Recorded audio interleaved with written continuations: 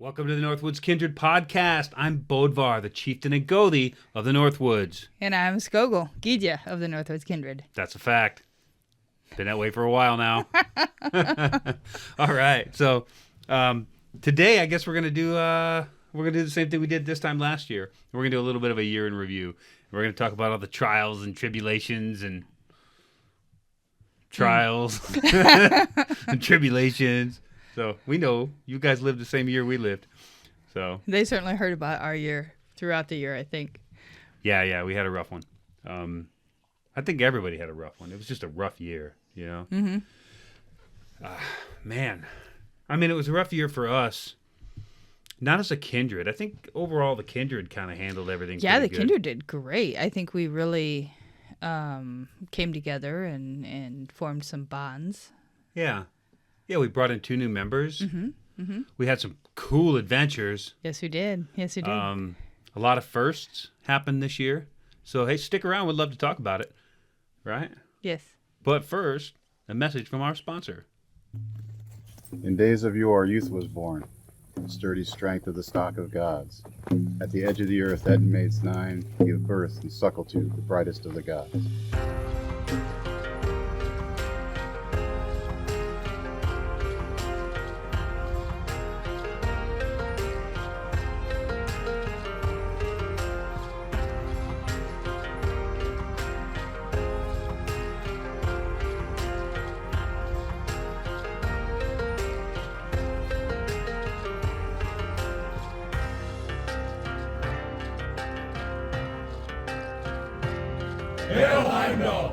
This vlog has ended. Thank you all. Group hug!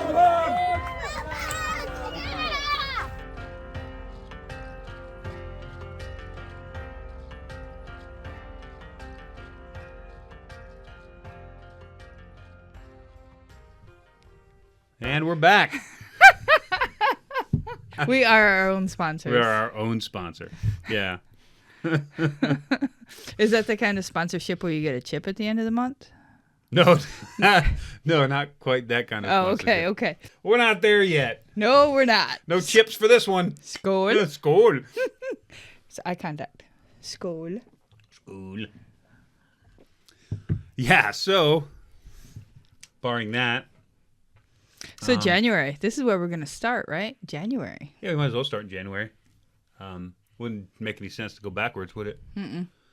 So what happened in January?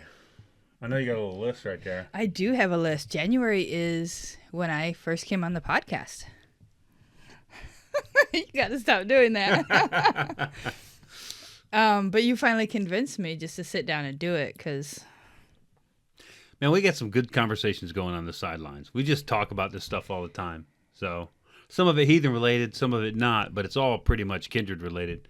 We get some good conversations, right? We do. I certainly spin you up and watch you go. And but, I think, I had to get over a lot of fear being on this side of the camera. I much prefer the other side, but I'm trying. I'm growing. In some ways, they prefer you on the other side. Not that they don't want to look at you, but... Wow. I'm just saying, man, the editing, the cinematography on our videos, I think we leveled up this year. Yeah. On the scene structures and the way that we... Because I think before it was just like grab the phone or grab the rig. So we got a rig that's got 2 different phones on it. And I think that before we used to just grab the rig and just kind of film whatever we were filming. But now you're like planning shots and... Yeah. You know where you're going to be at what point of the ritual, and we don't have to stop or anything. You just kind of flow into your next position. Yeah, and it's like the same ritual over and over again, and we're just wearing like different clothes and a different effigy or different tools that we're using. Mm-hmm. But they're all new shots, and it's all exciting. And I just, I'm just like, oh, let's do another video. I can't help the just how amazing it is to edit. I love editing. If I could do that all day long, I would. Well, you could. There are people that'll pay you for that, but the footage that they shoot is not going to be as fun to edit as the footage that you shoot. So, because you could get on Fiverr, and people will kick you down a handful of footage. You're like, yeah, $25, and then you edit it up and you make a video for them. Yeah, that sounds boring. I like editing our stuff. Yeah, that's more like it. So you got to be specific. Yeah. But, what else happened in January? We had our admin meeting, our annual admin meeting. Which we'll do again this January. We did the previous January. We sat down for like a whole weekend and talked about a whole lot of shit, and I don't think we executed half of it. Whatever, we tried. Well, no, because if you think about it, this year we did the Kindred Handbook, which is very, very popular. Was that this year? Yeah, that was this year. We offered that. Did you know that the Northwoods Kindred isn't just a podcast? We are a living, breathing kindred with all kinds of helpful stuff all over the web. Now, we've made it super easy and convenient for you to stalk us by putting everything that we have into one easy-to-find location. In the description below, we added our link tree, and that'll take you to everything that we have all over the net. I hope that helps. Þórr, viki, my friends. So we did the Kindred Handbook. Okay. We solidified that at... I mean, it was a Northwoods handbook, but then you and I took it a little bit farther and we made it an asatru Kindred Handbook. Yeah, we kind of washed it of all the Northwoods branding stuff. Yeah. There's probably still some hiding in there that I missed. I haven't looked over it in a while, but yeah, that was pretty cool. That's neat. And I think that's helped a lot of kindreds really kind of get their feet under them and have some kind of structure to base their, their whole brand new kindred relationship on, is that they got, some kind of an outline, I think that's really helped people out. Yeah, I think so. I wish I could tell you how many was downloaded out there, but I don't know. Yeah, they don't track that on the website. I couldn't find it. Yeah, that's unfortunate. And since we've migrating to a different site, so none of that stuff's available right now. But as soon as it is available, we're going to talk about it.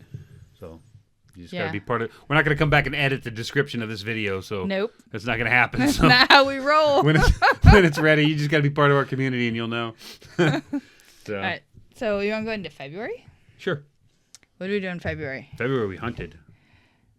We did hunt. That was towards the end of the month. What did we do at the beginning? We did a craft gathering. Oh, is that it? What did we make?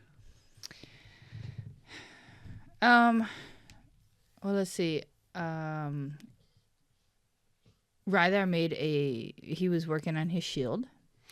Oh, so it was like a general one where everybody did something different. Yeah, Sammy made dreads. Cool.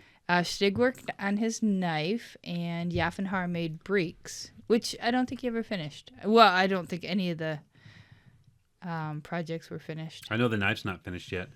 We have some hang-ups on the cryo treatment of the steel before we can move to the next level. So, but it was a light, easy gathering, and I don't even think we did ritual. We didn't do a Disa? No, that was the following month. This would have been a Heimdall if we did a bloat, but I don't think we did. I think we just crafted in the shop and called it.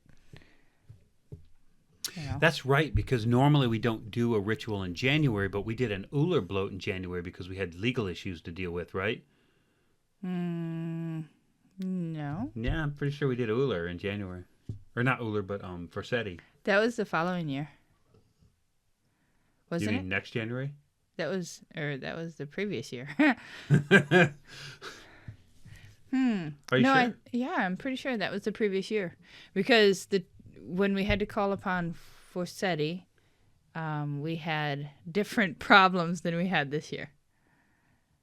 Because we didn't really know the extent of our problems at the beginning of the year. It wasn't until halfway through the year, and it's oh, shit, these problems are bad.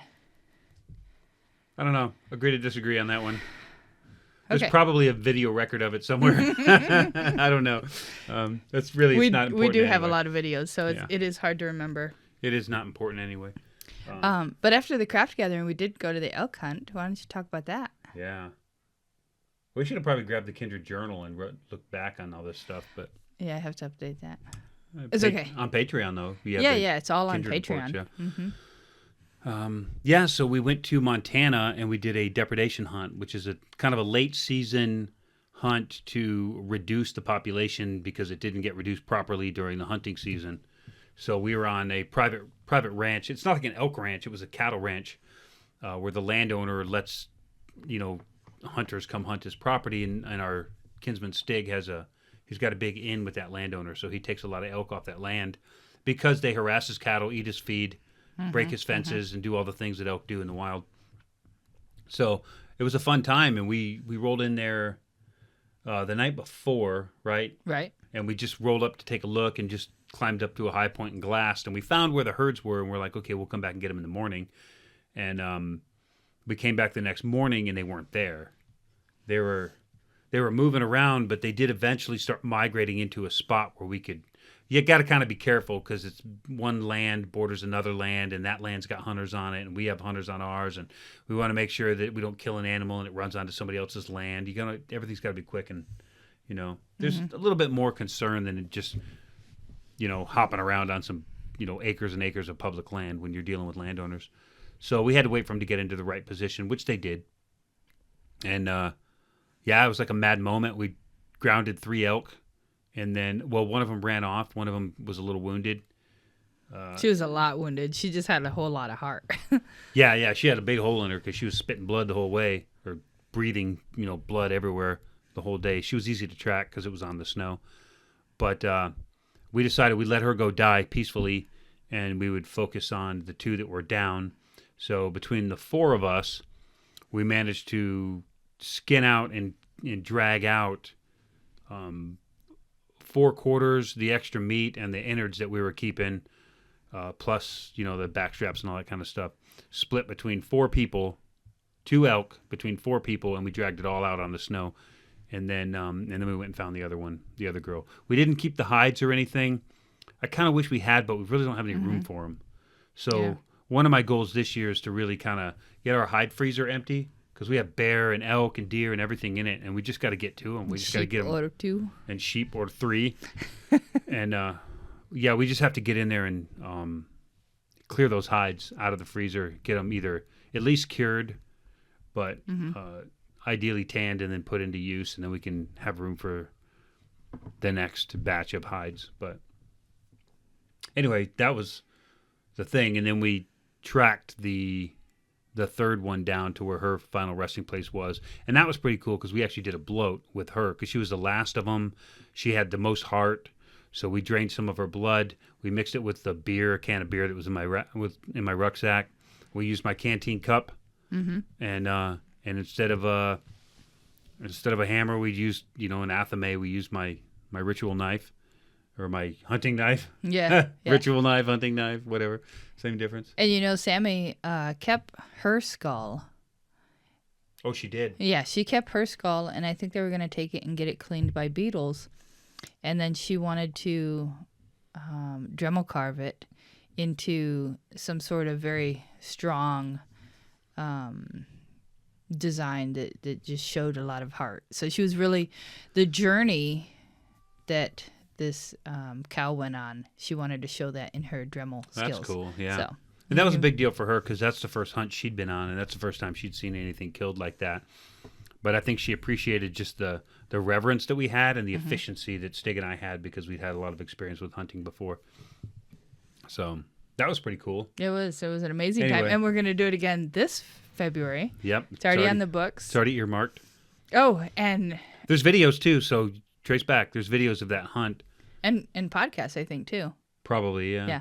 And then also, it was really nice. After the hunt, we went to the hot springs. That was pretty cool. Yeah, there's a couple of different hot springs, and they were both amazing in their own way. One was kind of bougie and upscale. It was so bougie. They bring you beers out to the hot springs, and it's all like a pool, and it's all done up really nice. And But the other one, sauna man, it was and everything. So hot. That one hot room, I loved it. Yeah. Oh, the super hot one in that little small room. And we're going to stay there this time. We're going to stay there this year. We're staying at that hotel? Yes. Sweet. Yeah. Yeah, the one that smells like awesome. rotten eggs. Yeah. Well, I think you kind of go nose blind to it after a while. All right. So let's see. Well, that was February, right? There's that else? was February. So we're into March. March on, baby. March we had Charming of the Plow. Okay. And Disa Bloat. So Charming of the Plow is something that we've carried forward, from our days with the Alliance. And it is still celebrated, I think. It was a Germanic tradition. I think they still celebrate it in parts of France, in rural parts of France, as Charming of the Plow. It's basically the blessing of your farming implements to the gods in order to have a fruitful year. So we take that to the next step here, and what we do is we have our kinsmen bring something that reflects their trade, something that reminds them of their own trade, or their hobby or their pastime or their livelihood or whatever it is. Or something they want to get more skill with. More skill, yeah, something they want to, go up with. And it's a really big challenge for me because I don't know what they're going to bring. So we'll open the bloat, and I might be blessing a guitar and then a hammer and then a cast iron pan and a wrestling helmet, and I have to find like the god or goddess that's appropriate for that blessing and ask them to bless it. So it's kind of fun, but it's kind of like, hey, let's see if we can stump Gothi. Let's see what we can throw in front of him and see if he can bless it right. I wouldn't want your job. Yeah, it's fun. It's fun. So you got to read up a little bit. You got to kind of know what you're talking about. But it's a fun way to do it, I think. And when all else fails, default to Heimdall. Yes. Because whatever it is, he probably taught us how to use it. Right? Is that your secret? That works for me. So yeah, Charming of the Plow was a good time. Mm-hmm. What else you got on that? Disa bloat. We did Disa at Charming, right? The day before. Yeah, we did it the Friday before, just because we don't have any guests, and we were having guests out on Charming of the Plow. Right. So Disa traditionally is a family thing, a household thing, and of course we can consider our entire kindred as our family. So if they want to come out that Friday, which they usually do, then we'll do the Disa bloat together as a household or as a family, and then because it's not like some of our kinsmen are married to Christians, so it's not like they can go home and do a Disa bloat in their household like it was originally intended. So we just do it as a kindred, and then if we have any guests coming that are not like real kinsmen, they can come to Charming of the Plow, but they can't attend the Disa bloat. That's just for us, right? Yes. And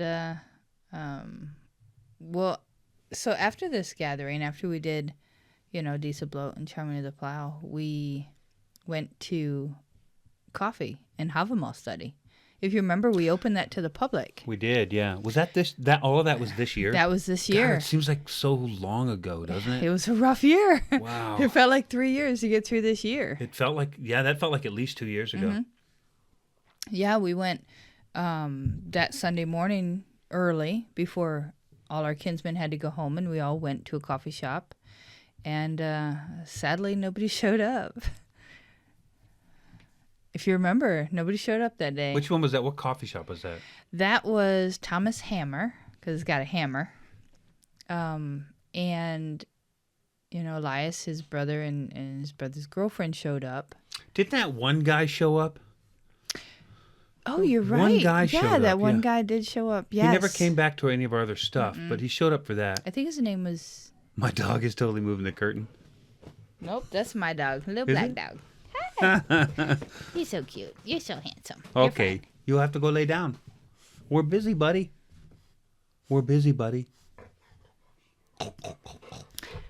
You're not helping. Go lay down. Go lay down. It's like, oh man, I just got in trouble. I'm gonna lay right here. Hey man, we live here. This isn't a podcast studio. This is a repurposed bedroom. Right? Yes. Anyway. Okay, so you're right. That one guy that hit us up. I wish I could remember his name, but he didn't come to anything else. I think I know his name. I just didn't know if I should say it. No, just let it go. Okay. Yeah. But yeah, he's still on our Facebook, and I think he's on our Discord. Okay. But yeah, it's kind of sad and frustrating.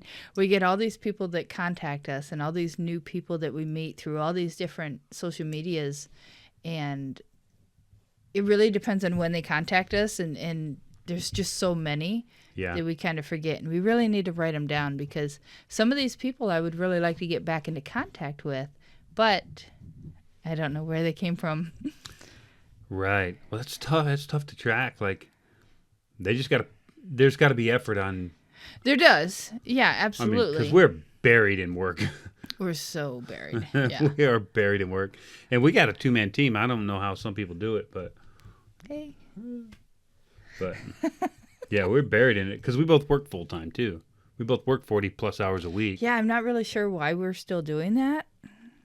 Because we don't make any money at this. Oh, Remember yeah. the sponsors? We don't have any. Yeah, you're right. You're right. That's why we're still doing that. Duh. Okay, so let's move on. Yeah, please. All right, so April. April. So my birthday is in April. Yes. So we had a pretty good celebration for my birthday. My 50th actually was this year. And It's hard to believe that was just this year. yeah, I know, right? And you guys kidnapped me. Yeah, you were not happy. I was not in a good place mentally. And it had nothing to do with my birthday. It was just, there was so much going on. It was like, it's just another birthday. Just let it go by. And they're like, nope, it's 50. And You asked for it, though. I didn't ask for nothing. Yes, what are you you talking did. about? Yes, you I didn't ask did. for shit. Yes, you did. You might have been drunk when you asked for it, but you asked for it. How? Like, relive this moment. Oh, we went to Stig's 40th birthday party, and you said, this is really cool. I would really like something like this for my 50th. You don't remember that? I don't remember that at all. And that was nothing like Stig's. But anyway, at least I got to drive my Jeep. Yeah. Although I she give you did that. not let me go to the car wash. I like washing. I like it clean. It was kind of muddy and nasty, and she wouldn't let me take it to the car wash because we had an appointment Where'd we have an appointment at the float spa. So we went into like a sensory deprivation. Well, first we got to sit in this cool ass recliner chair that like massaged your whole Yeah, body. anti-gravity chair. That was a trip. But I was in a lot of pain. I don't know if you know. I had that so I had this spot in my back. It's like a pulled nerve or something. And sometimes it flares up and it's just pain. So sitting in that chair with that thing beating on my back and then clawing on my hands. Even when I went to that thing with Heroic Path, that medicine retreat, we had a professional massage, 1 hour long. Everybody had a 1 hour long professional massage. And when she worked on my back, like I couldn't enjoy the massage at all because the whole time I was having a massage, my hand was numb because that piece in my back was flared up. And she told me exactly what it was. And she said, there's nothing I can do, She said, I can't massage it out. It's a nerve thing. You have to go to a doctor. And, yeah, so it kind of ruined that whole moment. There's been an hour of a body massage and all I'm doing is sitting there in pain. It was sort of the same thing sitting in the chair, too. It was just pain, which is unfortunate because everything else was cool. But that one, it's funny, right? Yeah. It's like a hangnail. It's like you got a hangnail. Everything else feels fine, but that thing's always in pain. And it just kind of ruins your day, right? It's sort of the same thing. Maybe not. Why you look at me like that? Damn. Anyway, float spa. That was pretty cool. So it was an hour in sensory deprivation, right? They put like 1,000 pounds of Epsom salts or something inside of this water. You asked for it, so we did it. Northwoods Kindred now has some amazing swag that we created just for our tribesmen. We have branded specialty shirts, tote bags, coffee cups, no more tired old Viking designs pillaged from the net. These are high quality products that you can only get by visiting our Teespring store. And most are available in a wide variety of sizes and color options. There's certainly something there to make every Norse heathen a happy camper. Link is in the link tree below. So the sensory deprivation tank. So sitting in the sensory deprivation tank was pretty neat. It was a neat experience for me because I've never been in anything like that. I mean, It's like that episode of The Simpsons, right? not really because it wasn't a small tank. It was a double pool. Well, that's It's not like we were getting in a casket with water. It was in it was a big open space. Well, I mean that the others might have been like that for the others. know what We the had a others had. couples. We had a couples pool. Yeah, we had a couples pool. So it was kind of weird because we'd float and we'd like bump each other and we'd be like, oh, yeah. But it was weird. And But we we just were still... I don't think there's music playing. It was completely quiet, wasn't it? Oh, well, it was like the first 10 minutes, there was soft music playing with like crickets and stuff and a soft blue light, and then everything faded to no sound, no light, no nothing. Yeah. And then 5 minutes before we were done, it came back on. Yeah. For you. Yeah. For me, I heard... Well, for me, I heard you breathing. Yeah. Like you were over there doing breath work. You were doing breath work. I was hearing my tinnitus ringing. Yeah, you were doing breath work, and then you know, you would let out a big one and the whole water would go like this. And I'm like, whoa. Yeah, we should probably go into singles next time. Yeah. I'll set it up. Cool. We can do that this month? January. January. Let's make it happen. Okay. Because that'll prepare us for got February's hunt in you. sauna. Yeah. Oh, yeah. No, yeah. Anyway, sensory deprivation, pretty cool. If you get an opportunity to try it, try it. And then all we did was hit downtown Coeur d'Alene and party. Ran into my boss. Weirdest thing. Mm-hmm. It's funny because one of my bosses texted me and they're like, "Hey, you know, I talked to the other boss and he said this and that," and I'm like, "Listen, I'm 1,000 miles away from work right now. It's my 50th." You were finally in a good place because we're pretty lit. We sang "Yamor to leave it to you" so many times. You just got out of your everybody. So attitude. There's a string of bars on the street and we're walking. We got an Airbnb, so there's no driving. We just walk and then we go back to the Airbnb, and Yamo to Leva at every bar. And people are like, "What is that?" "Oh, it's the Swedish Happy Birthday song. Happy birthday. Oh, free beer. Blah, blah." And, you know, it adds up, right? And so we go to this bar and the boss texts and I'm like, I'm a mile away from this place right now. I don't want to talk about that. We'll talk about that later. And she's like, "Oh, where are you at?" And I was like, "Oh, we're here." And she's like, "Oh, we're right next door. We'll come over." And I was like, "Oh, shit." So ran into a whole crew, all the bosses from all the stores around here. And we had a great time. And we drank together and danced and partied, and then we split and went our own separate ways, and it was a weird night. It was a weird night. It was a weird night. Went back to the Airbnb, sat in the hot tub for a little while, and then went to bed. Yeah. Like a 50-year-old, exhausted. Yep. So something else that happened that month that is a little bit monumental, I think, is we created this podcast space. We did. We set this up in... How do you remember this stuff? Because while you were setting all this up, I went back through Patreon and YouTube and was looking at all the stuff that we've posted. That's when we built this space, huh? Mm-hmm. Yeah, because we posted on Patreon about our new podcast space and asked people what they thought. I'm not going to show it to you, but just so you know, like what I'm looking at right now is a treadmill, a rowing machine, and an elliptical machine, and then a window. It's got like psychedelic pictures and stuff on the wall. And then over here is my office with my computer and desk and everything. And over there is her office with her computer and desk. It's a really cool, like a T-shaped room. And then right behind this curtain is a little hallway that leads out to the, outside the room. And it's got a bookshelf and some other stuff. So it's a really neat room setup. So it's way multi-purpose for us. So in the mornings, it's a little bit of exercise. Podcast is here, and then this curtain is on like this circular track, so we can close it or open it or whatever. In fact, I'll show you. I'll give you a little bit of behind the scenes. I was gonna say you should show them what's behind the curtain.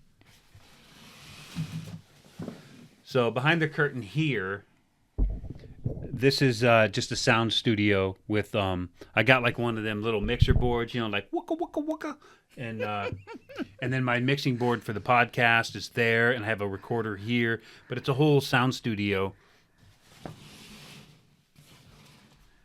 And it's a place where I can record my breath work. So when I do my breath work, if you've listened to any of those, then I record them in, on this equipment here. Yeah, it's pretty cool. So we pretty much took this little space and made it hold a lot of different duties. But we did that on that day. Huh? Well, it's evolved since then. In that month, yeah. This is where we're at. Mm-hmm. And another first for us that happened in the month of, April, because we're on April, was Maiden Rock. We did our first, that was fun. Ostara, our first public hike and ritual. Yeah. Yeah, say what you want about the ritual of Ostara, whatever. We don't care. We're going to do it anyway. But we got to do a public ritual, and we hiked. How long is that trail? Is it like 6 miles or something? Yeah, I think it's like... Or 3 miles. It's just 3 miles. I think it's like 3.4 miles there and back. But the elevation changes, and it's a moderate trail. It's a pretty easy trail. I mean, You're not going to do it with a cane, but you're going to do it. If you're fairly ambulatory, you're going to be able to do it. Yeah. And then we got down to the beach, and there was already people there because it's a pretty popular trail. But it was very weird because we played around, and we set up our little area, and we built a little horg to do the ritual just by stacking rocks up and stuff. And for some reason, just about the time we were ready to do the ritual, everybody left. They all went down the beach, and they were all fishing on the other side of the beach. It's pretty far away. And we did our ritual, and we did our thing. And then when it was over, people migrated back in, and nobody was there to bother us or ask questions or anything. It was very weird, wasn't it? Mm-hmm. Mm-hmm. Yeah. Yeah, it was interesting. And this is, we talk about like making it up as we go. Yeah, for sure. And something that we've done for a couple of years now with our Ostara rituals is out in the Vey. We have our colored eggs, and we write our runes on them, and we bury them under the rock. Or, we bury them under a log. So I'll talk a little on that. Yeah, go for it. So what we do here is we write generally about 3 runes. I got this little board with like basic runic definitions. Again, say what you want about the runes. I don't really care. But we write 3 runes for prosperity for ourselves, and we're essentially planting the seed of prosperity. The egg is a sacrifice, and the rune is our intent, and we bury that usually at the Vey. But this time we did it a little bit differently. Yeah, because we thought about doing this and throwing them out into the ocean, out into the lake and letting the creatures do it there. But it's like, it just didn't seem right. And we decided just on the 1.5-mile trail back, anybody could just put their egg wherever they wanted to. Yeah. And for the Skogul NWK, they could just, drop it and leave it. And, there were all manner of holes in logs and moss-covered rocks and little pedestals next to the water creek that was flowing. And it was really fun because I was in the back of the line most of the time. Mainly because I'm old and I couldn't keep up. Because she was taking pictures. That's why she was back. Okay, yeah, because I was taking pictures. But it was really interesting to hike the trail back and then look for all these treasures that people hid. I bet it was really exciting for maybe even for the next few days until the animals found them and ate them, for people hiking the trail, because they got to see these decorated with these pagan symbols on them and these really cool, like every one of them is picture worthy. Yes. Either on a moss covered rock or a moss covered stone or mushroom, trees next to a mushroom or under an Amanita muscaria or something like, No, that didn't happen.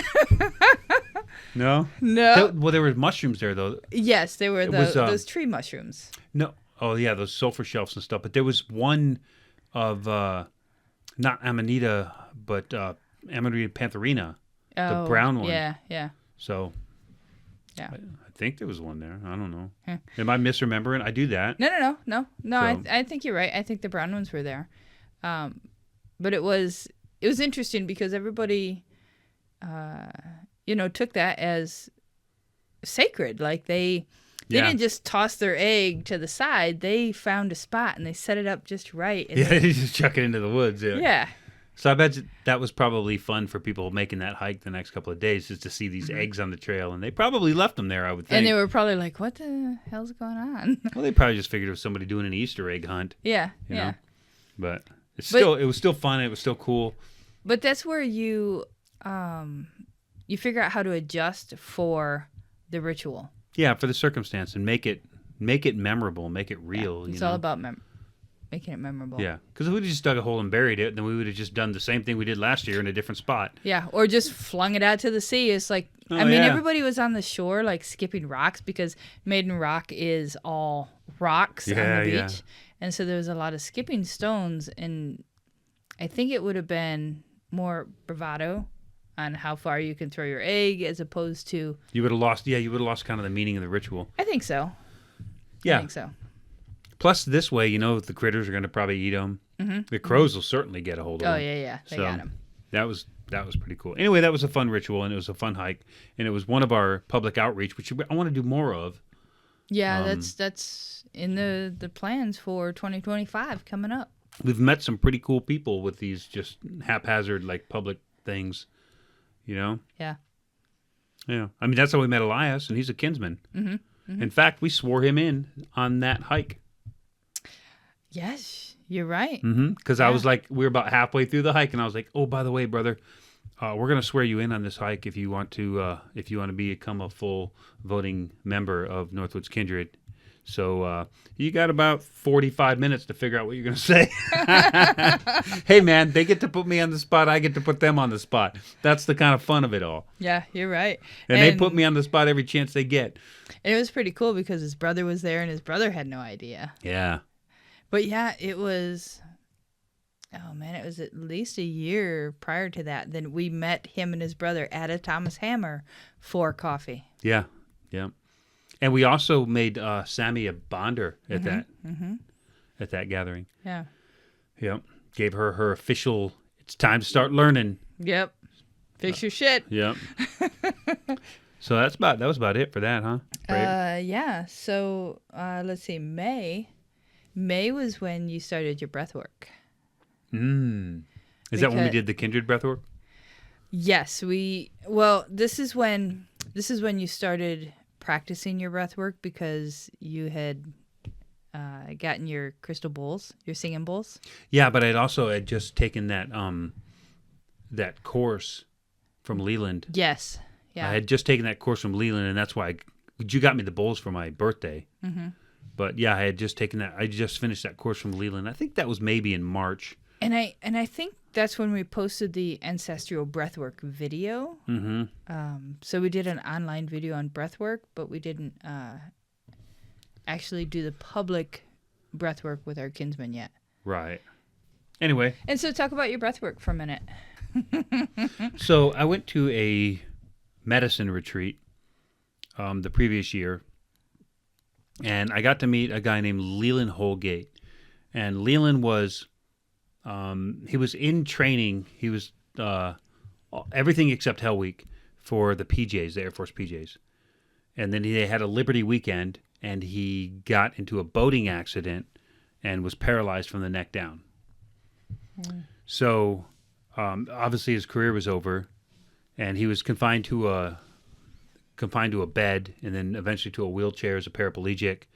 And he met a guy named Joe Dispenza.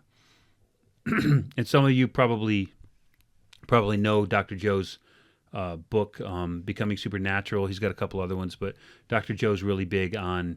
I've listened to some of those. Have you? Yeah. Yeah. They're in my Audible. Yeah. So Dr. Joe, I don't know, so Dr. Joe was also paralyzed previously, I think from the waist down, or like the nipples down or something like that, because he was a long-distance cyclist or something, and he had come around a corner and got clipped by a car and launched off his bicycle, and he was paralyzed. And so Dr. Joe had got his legs back through breath work. And I think that he learned that stuff from some Indians, like,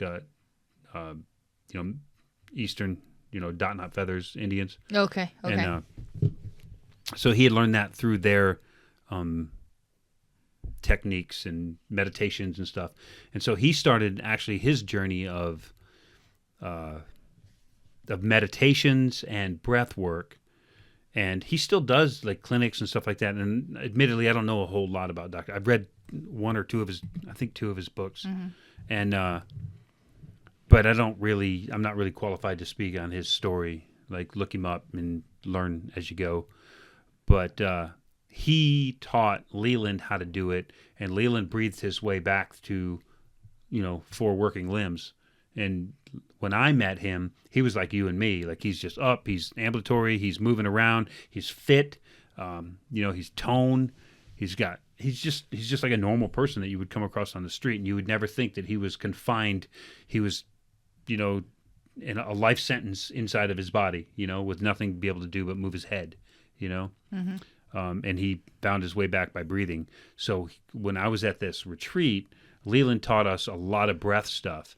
And then later on, earlier in the year, I went to one of his paid courses and learned a little bit more about the how and the why of breath work, and how it works. So it's a little bit more than just watching YouTube videos about Wim Hof, who I absolutely adore, and I just finished reading his book as well. But he discovered it on his own too, but none of them invented it. People have been breathing since there's been people. And I think that they probably used to know how powerful breath was. So I'm kind of on my own little personal journey now to learn breath work, to a level that I can teach it. And we do some recordings, and of course I'm giving them away, or we go through them with my kinsman, and I'm trying to refine that, and that's partially why I have that recording equipment there, so I can make good sound effects, because half of it is the visualization, and the visualization is enhanced or modified by the music in the background, right? All right, so this isn't a breathwork podcast, so we'll just keep moving. But anyway, that was the gist of that, and it was really fun to do, and I think everybody got a lot out of it, right?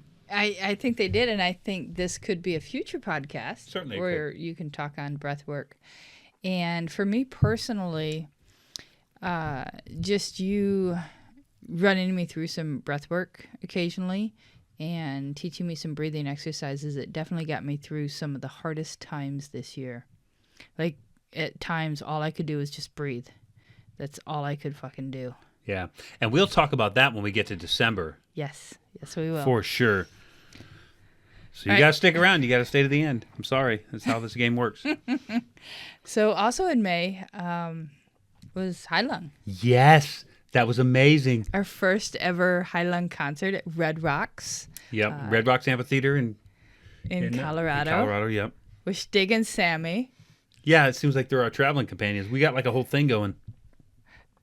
Well, I mean, that's like mine and Sammy's thing. It's like she's teaching me how to live, and I'm teaching her how to not die. So you teaching her how to dial it back a little? Yeah, it's like, oh, that doesn't seem safe. Let's not do that. But you know, she's encouraging me to live, and one of the what do you call it? Lessons? I guess lessons. Okay. So while we were in Denver, I mean, you're all like, oh, let's get a green scooter and go around the whole city. And it's like, oh. Lime scooters, so much fun. It's like, so oh, no, fun. We shouldn't do that because we're going to be out in traffic and we could wreck and crash. And then I got on it and I was like, woo. I was like zooming. We're going under all these bridges, and I'm like, caca, caca. And then, you know, Sammy and Stig are like, tuki, tuki, caca. So it's just one of those moments where it's like, I need to let go of my... And Stig's horrible, by the way. Like, he's driving on the sidewalk. Oh, yeah. Every so place bad. he's not supposed to be, he's driving. He's like, ticket me, fool. So I'm like, Stig, get on the track. Get on the green line. They're like the perfect traveling companions. Yeah. And one of the places they traveled this year, which I'm really regretful that we didn't go, was... Norway. Yeah. They went to Norway. They got to meet Gardevoord. They had lunch with him and hung out with him for a while. They went from, I don't know where they flew into, but they went down to Oslo from somewhere up north, maybe Trondheim or Bergen maybe. I don't know where they flew into. I really regret not going.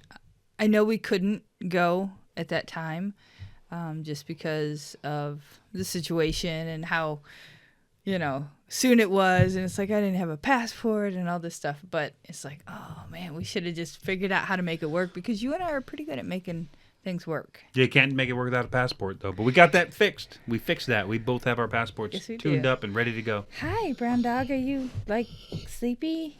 You want to go to bed? You're your dad's dog. No, you're your dad's dog. Hi, buddy. What are you doing? Go over there and see your dad. After that was June. June is what, the 6th month? Yeah. So you want to end this right now and make them wait? Get to 6 to 12? Or tell them what happened in June?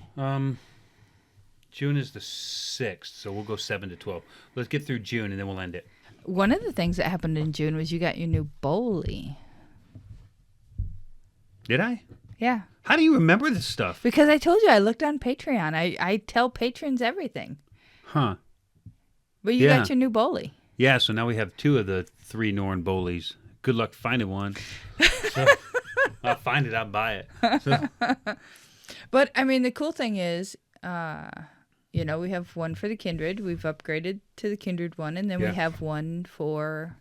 Eventually, if we build a temple or we acquire an old Grange Hall or a church or something and we turn it into a Norse pagan temple, we have another Bowley for that already ready. We have other things, too. We have a full ritual kit, a full full everything for it. All I have to do is carve a few God statues, and we're in business. Which is something that's in the works. It's on the list. It's on the list, yeah. Eventually, when we figure out how to pay for it, we'll do it. Yeah, it's got to be paid for. We'll figure that out. Yeah. Okay, so also with June. So June was a really, really hard month. If you remember, you and I were both in this really horrible place. So much so that Haken came out of the blue and flew to us. Oh, that's right. That's right. So we can actually, I mean, we were going to talk about that anyway, but we're going to talk about kinsmen leaving. So remember this moment, because this is what kinsmen do, because we've flown out to California when Haken wasn't in a great place either, and we've helped him, and we've just been there for our kinsmen. Sometimes you just have to do the hard thing, and the hard thing is to travel and be there for a kinsman. But it doesn't mean that because you're not physically located in the same space anymore that you're not there for your kinsman. Sometimes you're there for them. That's kind of the whole point of being kinsmen, right? And in this particular case, we were in a bad spot, and it's personal stuff. It doesn't really matter why we were there. I'm sure you understand that. You obviously, if you've been around for a little while, you know that we're not the ones that just air our dirty laundry for attention, right? Yeah. But we were not doing so hot. It was one of the lowest moments in our lives, I think.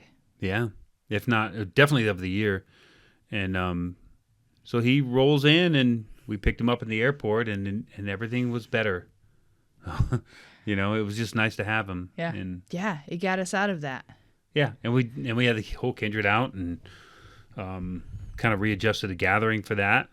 We did craft baskets. We did baskets, which was an amazing gathering. It turned into this super fun time that just forced us to get out of our head. Yeah, and it was cool too because we got to do some crafts because we had some fairs in the summer that we needed those crafts for. So that was kind of a neat little.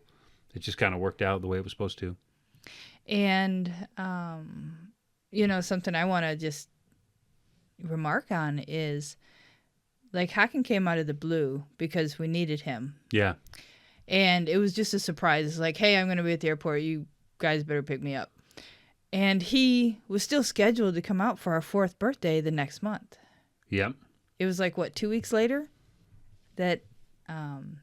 And it's like, that's just what kinsmen do. Yeah. He came out for the birthday too, huh? He certainly did, yes. Yeah. And we can talk on that on the next episode. One, yeah. Yes. Yeah. So we wrap this up? Yeah, I do want to mention that month also, with Haken there and our celebration with our cigars and all that, we did our first breathwork out in the Bay with our kinsmen. Oh, yeah. Well, no, that wasn't our first. It was the first breathwork, but it wasn't your breathwork. That's when we did the cacao, right? No, that was our birthday. Oh, this was a Leland breathwork. We did Leland's breathwork, right? Yeah, we all just laid out there and did that breathwork. Huh? That was still a good breathwork, though. Oh, it was absolutely fun. Yeah. Yeah. Oh, all right. Our first breathwork. Interesting. So I guess we'll close this and. No, we still got to do a motivational. So you got to pull up some of those. Testimonials? Some of those testimonials, yeah. So go ahead and pull those testimonials up. You made me put my phone somewhere else. Okay, so testimonials. All right, so let's end on a couple testimonials today. This one is from Ivar. His name is Gudbjorn Ivar Hjartansson, and he is an Icelander who currently lives in Denmark. I wouldn't say a close friend, but he's a trusted source on our Discord. He's kind of... And a mentor. Yes. I don't talk to Ivar much, but I know he has a really strong relationship going with Historic Heathen on TikTok. He's very, very oriented towards the facts of the case, the lore, the written accounts, and he's an excellent source for that kind of information if you need it. So he's a good guy. He's a good guy to know. So he said, how I came to asatru, it has always been deeply embedded in my culture and language. It has always, since I was a child, appealed more to me than Christianity because it felt more humane, and in touch with the real essence of life and nature. And having those men credited to have written down the primary sources on that belief system as direct ancestors, Snorri Sturluson's 21st great-grandfather and Sigmund Frodi Sigvason, his 22nd great-grandfather, also did its part. I don't know, are they his great-grandfathers? I think so. Yes, he's I think descended so. from them? Okay. I think so. Also did its part. I first saw NWK's, it's NWKZ, so there's a language barrier which I'm trying to struggle through, but on TikTok, and was very skeptical and reserved by it because TikTok was new to me, and I, for the first time in my life, was flooded with a lot of American heathenry, which seemed to be bastardizing asatru.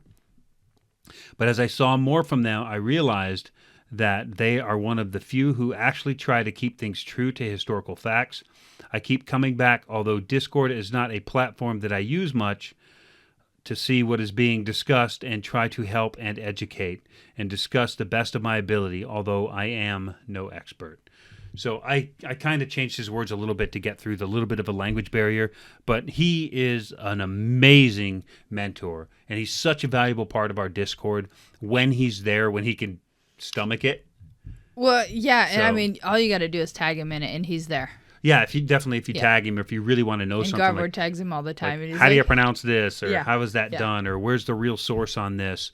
I didn't catch that. I didn't know that he was descended from Sigvason and Snorri. That's pretty cool. Yeah, that's very cool. But either way, he's a friend, and while we might not have helped him through a hard time with our presence, we've certainly changed his attitude towards American asatru and American heathenry. Oh, right? 100%, I think. So I think we've at least shown him that there are people here who are trying.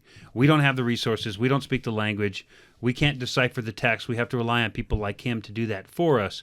But we're open to the other interpretations, and we're not dogmatic in our views of the way that the world is supposed to honor the gods. You know, like we're open to learning the way that it was done back then, but that's not all we're about, because we're absolutely, obviously with the Northwoods, we do a lot of crap our own way, you know, but we got to have fun with it too. But Yes. I think the spirit is there and the intent is there, and that's what matters, you know, because he's not some, you know, book hard moron that says it's got to be done this way or it can't be done at all, you know. You know what I mean?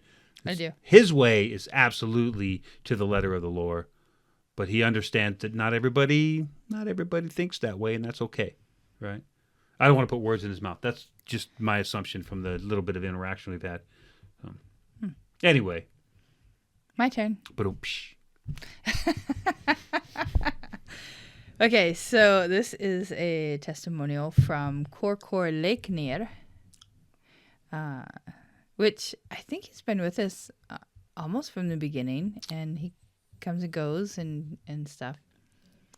So he says, Corey, Florida. I've been pagan, usually say that, or heathen, for about 3.5 years now, and that started from the Wisdom of Odin YouTube channel, and then I started giving offerings. I found NWK on YouTube, and I mainly have watched the Gothi training videos and Mind Gothi videos, which are my favorite parts of the channel. That was þórr Leiknir. cool. Yeah, we get that a lot. We get a lot of people that, after finding us, have started to make offerings. It's not just a dedication or something in your head, but they're actually doing physical things, you know, to broaden their path. Or not saying that's a requirement, but it's certainly the way we do business, right? And, you know, he talks about the Mind Gothi series, and those are such nice little videos that give bite-sized information in a very palatable way. Yeah. You know, like you're able to really get the flavor of those. Yeah. So that's something that we are going to do more of this. Definitely. And there's Yeah. much her as there are me, so don't think it's like this is just me. But Oh, I'm definitely going to get you a few times this year. yeah. Yeah. Like, She finds the right moment to ask the right. She's got like this whole book of questions that people ask, but she finds the right moment. Like, I don't know, I'm working on a car. Mind Gothi, what did the Norse people drive? You know, it's like, I don't know, whatever it is. It's like whatever the question is, it always seems to be related kind of to what I'm doing. well, But I really appreciate when that you ambush me. there's been a few times I really appreciate that I've caught you like in the middle of some frustration, and You just went with it. You just went with it, like, instead of going, nope, not going to do this. Not right now. This is not the moment. You're just like, okay, I'm here. We're doing this. Breathe. Yep. So I do appreciate when you do that, because I know it's like, because I'm thinking it's like, do I really get him right now? Because this could go either way. I can answer your question or throw a wrench at you. Yes. 100%. Okay. I think we should wrap this up. And then what we're going to do is we're going to do a part 2. We tried to do it in one episode. We really did. And we tried last year to do it in one episode. And I think that turned into 2, didn't it? Yeah. We just suck at this. Yeah, whatever. We're not very good at planning. We're more doers, not planners. So what we're gonna do is we're gonna reset this right now, actually, and we're going to shoot the rest of this episode, and you'll be able to catch it in a couple of days. We won't make you wait a week. No. However long it takes us to edit these 2 episodes, we'll get them out as fast as we can. So anyway, we're coming up on it. Happy New Year. Thanks for hanging out with us for a little bit of time tonight, and we'll see you in a couple of days. Viki. Þórr viki.